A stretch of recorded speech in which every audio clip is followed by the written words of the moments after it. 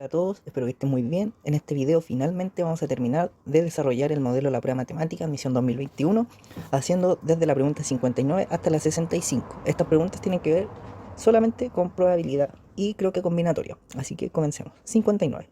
Se lanzan dos dados comunes consecutivamente. ¿Cuál de las siguientes afirmaciones es o son verdaderas? 1. La probabilidad de que la diferencia entre el resultado del primer y el segundo dado sea positiva es la misma de que sea negativa. Entonces, para el primer caso, yo aquí tengo unas tablas dibujadas en las cuales vamos a ir viendo si el resultado que nos da al restar los resultados de los dados es negativo o positivo.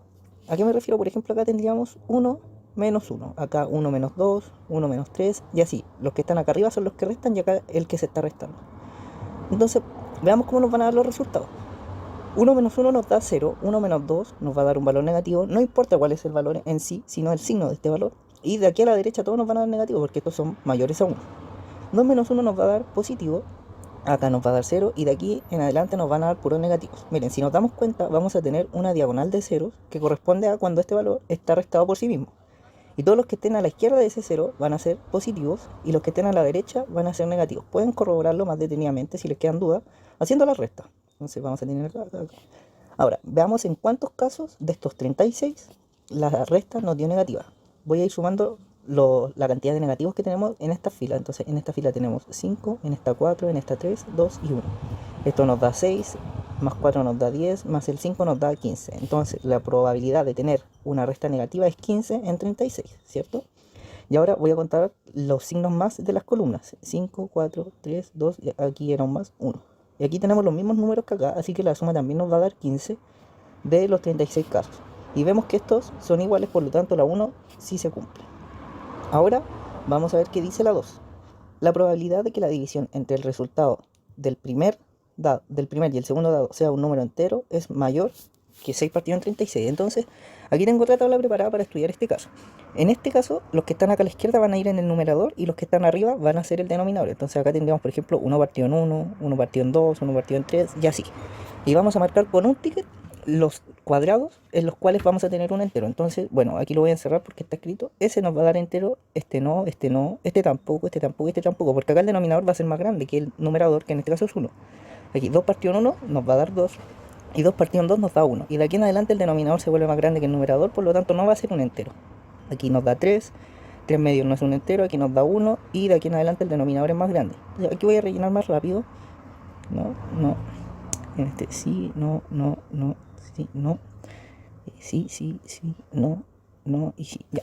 Entonces nosotros tenemos que ver que haya más de 6 tickets, porque la probabilidad es a la que nos piden que sea mayor es 6 partido en 36, es decir, 6 casos de 36. Miren, si nosotros nos fijamos en esta pura columna, ya tenemos 6 tickets. Entonces basta que haya uno más para que sea mayor. Y vemos que hay más de uno más. Por lo tanto, la 2 sí se cumple, porque hay más de 6 casos de los 36 en los cuales va a ser entero. Finalmente, la probabilidad de que la suma de los resultados de ambos dados sea mayor que 1 es 1. Que la probabilidad de que algo suceda sea 1 quiere decir que sí o sí va a ocurrir. Entonces, nosotros veamos que, por ejemplo, si lanzamos el primer dado, vamos a tener resultados que van desde el 1 hasta el 6. Y en el segundo dado va a ser lo mismo, va a ser del 1 hasta el 6. Y la suma más pequeña que podemos obtener es cuando en ambos dados sale 1. Y eso es igual a 2, que claramente es mayor a 1. Entonces, sin importar los resultados que tengamos, nosotros siempre vamos a tener una suma mayor o igual a 2, que es mayor a 1. Por lo tanto, siempre la suma de los resultados de ambos dados va a ser mayor que 1. Así que es un suceso que sí o sí ocurre. Por lo tanto, su probabilidad sí es 1. Así que la 3 también sucede. Entonces sería 1, 2 y 3. 60. Andrés es el director técnico del equipo de fútbol Los Astros, el cual realiza un estudio estadístico para su próximo encuentro con su rival, el equipo de los Cometas. El estudio de Andrés se centró en la probabilidad que tiene cada uno de los equipos en anotar una cierta cantidad de goles. Los resultados se los presenta a sus jugadores en uno de los entrenamientos en una pizarra como la de la figura adjunta. Y aquí tenemos la pizarra. Según estos datos y considerando que convertir goles por parte de ambos equipos es independiente, ¿cuál de las siguientes expresiones es igual a la probabilidad de que el partido entre estos dos equipos termine en empate? Entonces, ¿cuáles son los casos en que los Astros y los Cometas van a empatar? Van a ser cuando empaten a 0, cuando empaten a 1, cuando empaten a 2 o cuando empaten a 3. Y aquí ustedes podrían decirme, ¿pero por qué no pueden empatar a 4?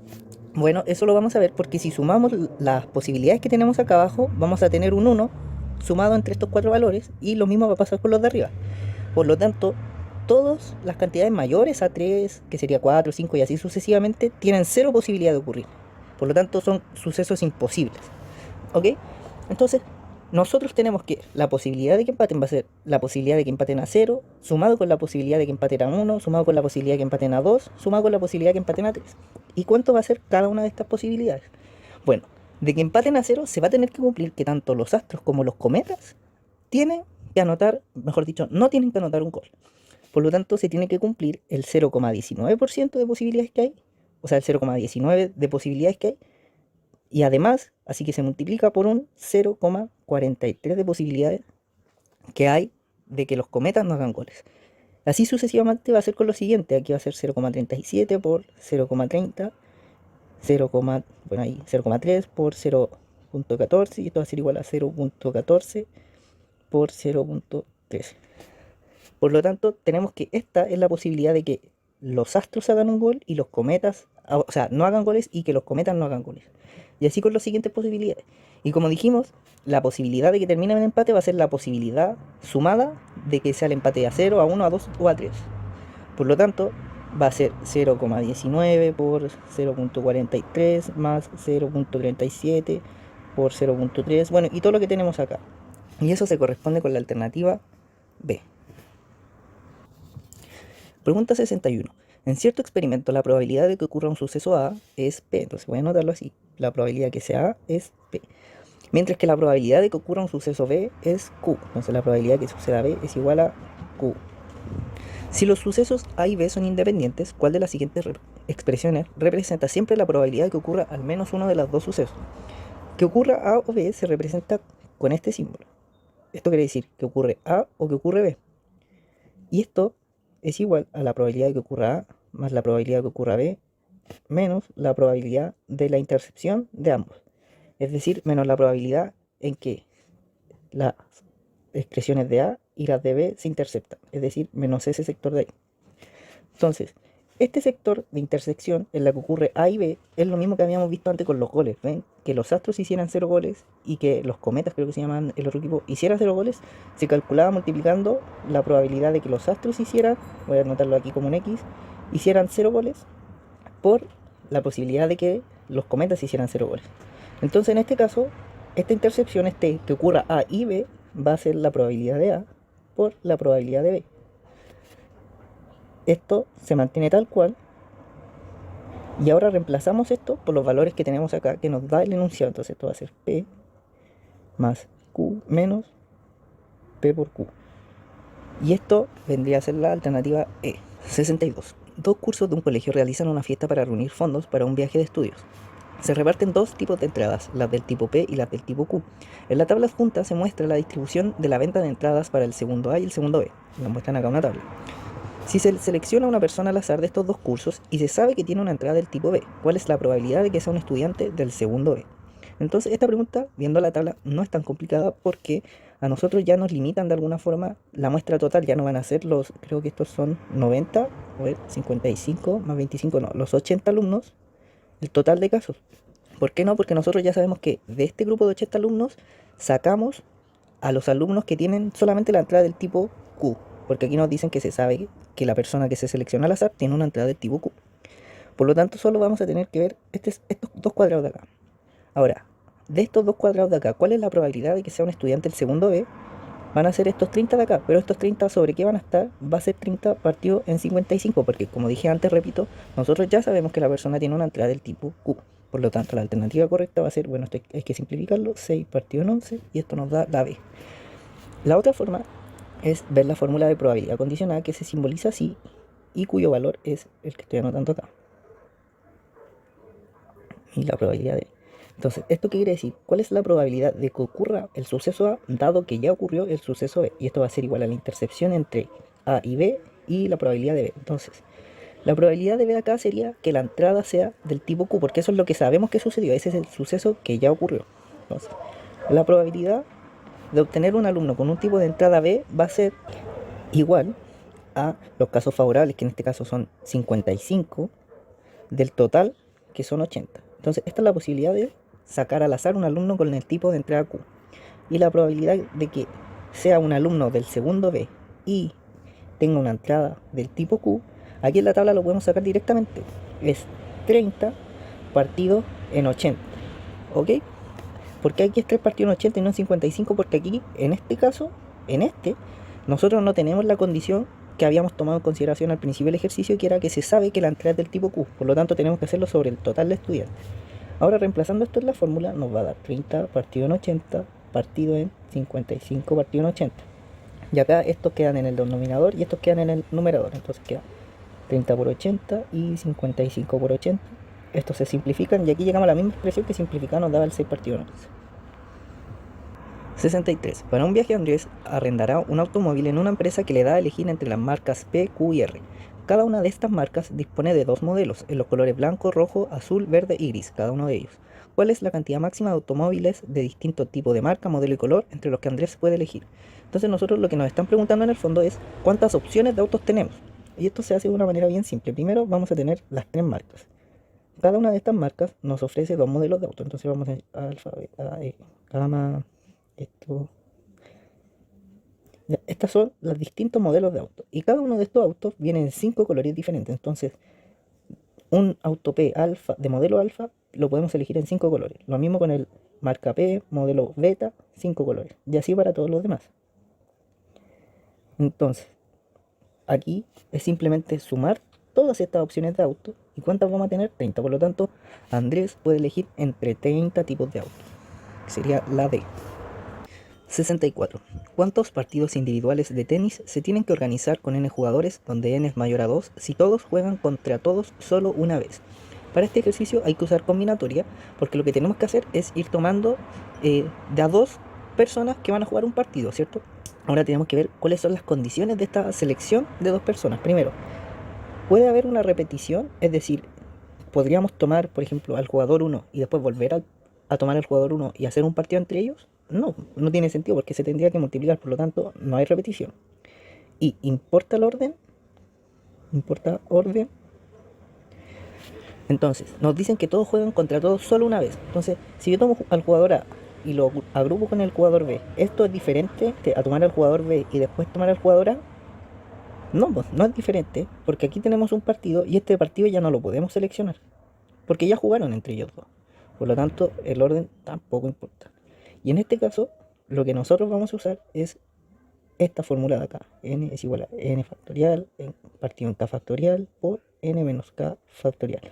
Donde el k es la cantidad de personas seleccionadas y el n es el total de la muestra. Entonces aquí vamos a tener n y ¿cuántos jugadores tenemos que tomar para hacer un partido? 2. Entonces vamos a tener n factorial en k factorial en n menos 2 factorial. Ese no era acá, este era 2.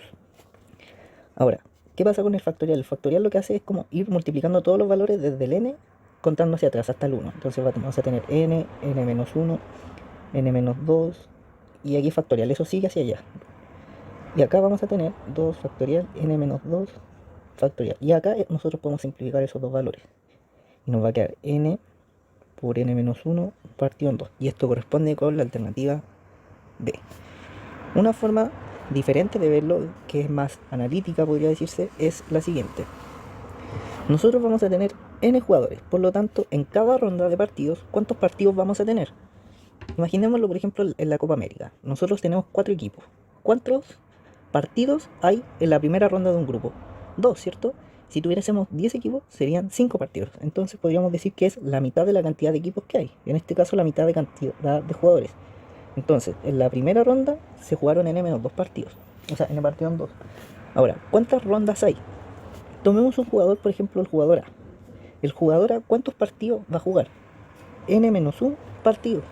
¿Por qué? Porque tiene que jugar contra todos, pero no puede jugar consigo mismo. Entonces hay que restarle uno que sería el mismo. Por lo tanto, ¿cuántas rondas va a jugar un jugador A? Son n-1 rondas. Entonces vamos a tener que en la primera ronda se jugaron n partido en 2. En la segunda ronda se jugaron n partido en 2. Y así sucesivamente hasta llegar a la ronda n-1, que sería la última, donde también se jugaron n partido en 2 partidos. Ahora, nosotros podríamos factorizar esto de acá por n partido en 2 y acá dentro quedarían solo unos. 1, 1, más 1. Y la cantidad de unos que hay acá va a ser igual a la cantidad de rondas que teníamos. Acá tenemos n partido en 2 igual a la cantidad de rondas que tenemos. ¿Cuántos hay? n-1. Entonces vamos a tener n partido en 2.